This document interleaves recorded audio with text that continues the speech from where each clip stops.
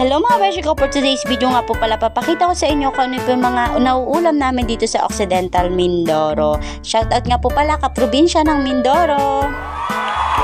Sa nakakaalam nga po pala kung ano pong tawag sa dalawang islang to, comment nyo lang po dyan sa baba. And then wag nyo pong kalimutan kung taga saan po kayo para alam po namin kung saan na po umaabot ang video namin. Thank you po.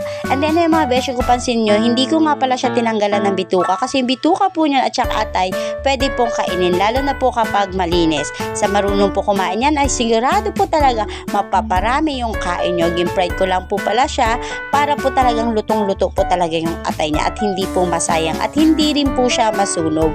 Pero sa kaunti halos mantika lang po pala. Yan po siya, binaliktad lang po natin siya.